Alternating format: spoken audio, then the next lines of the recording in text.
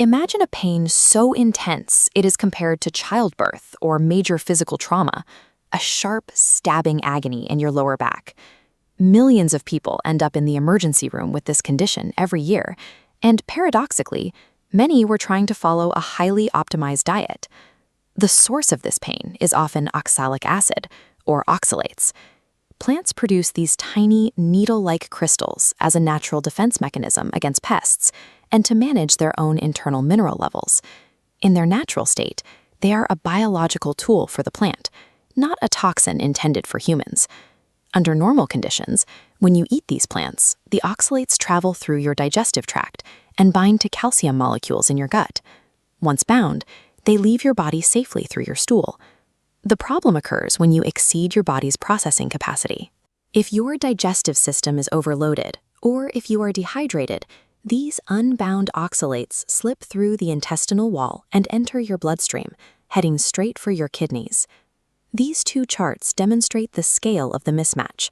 On the left, we see that 80% of all diagnosed kidney stones are made of calcium oxalate. On the right, we see the concentration problem. Urologists recommend staying under 100 milligrams of oxalates a day, yet a half cup of cooked spinach delivers 750. The modern optimization diet unintentionally forces the body to process an unnatural, concentrated oxalate load that our filtration systems weren't built to handle. 5 specific superfoods drive this intake: spinach, almonds, beets, dark chocolate, and sweet potatoes. Our current wellness culture encourages us to consume these plants in massive, concentrated forms, blending pounds of greens into smoothies, drinking liters of almond milk, and using beet powders to boost athletic performance. For a healthy, well-hydrated person eating standard whole food portions, these plants are entirely manageable. A single side salad or a handful of nuts rarely causes an issue. This creates a challenge for the health-conscious eater.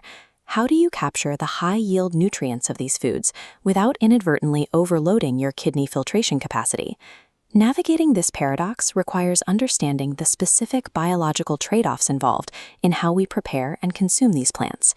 The physical format of your food determines the actual risk level your kidneys face. Consider the first common input: consuming raw spinach or beet greens daily through high-speed smoothies or supplemental powders. This creates a biological outcome where a massive, sudden influx of raw oxalic acid hits your system, often exceeding 750 milligrams in one sitting. The trade-off is clear. You gain extreme nutrient density, but you risk overwhelming your gut calcium, forcing loose oxalates directly into your kidneys. A second common input is using almond milk as a primary daily substitute for water or dairy. This creates a chronic, low-level liquid oxalate drip that enters your bloodstream throughout the day. Without the fiber of whole almonds to slow down digestion, your urinary tract remains in a state of constant oxalate saturation. Similar risks apply to frequent dark chocolate or sweet potato consumption.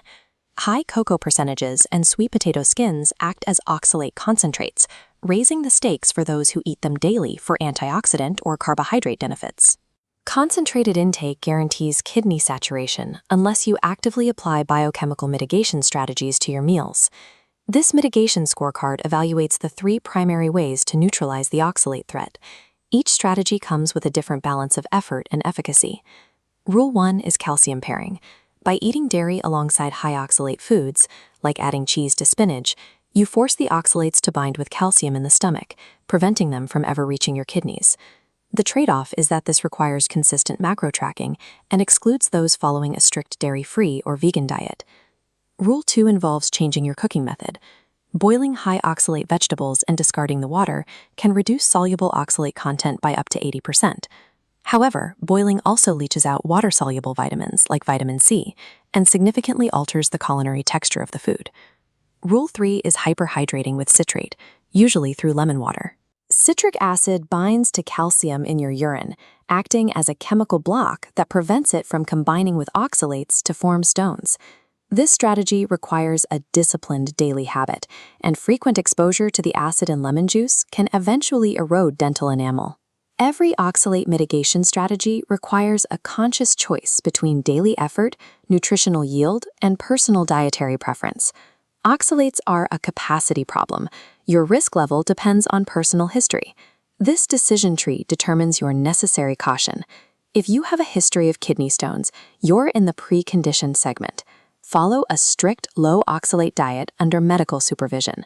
In this group, the abstract nutritional benefits of superfoods do not outweigh the high probability and intense pain of a recurring stone. If you have no history of stones, we move to the next assessment. Are you consuming extreme quantities of spinach, almonds, or beets? If yes, you are a superfood optimizer. You must strictly apply mitigation mechanics like calcium pairing and citrate hydration.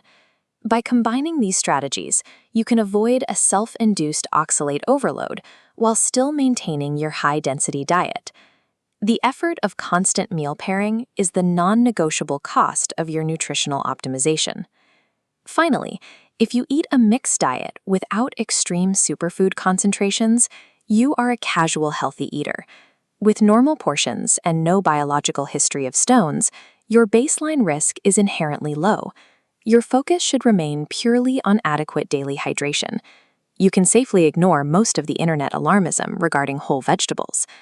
The danger of a superfood is ultimately defined by the intersection of its chemical makeup and your own biological history. Manage your capacity, and your kidneys will do the rest.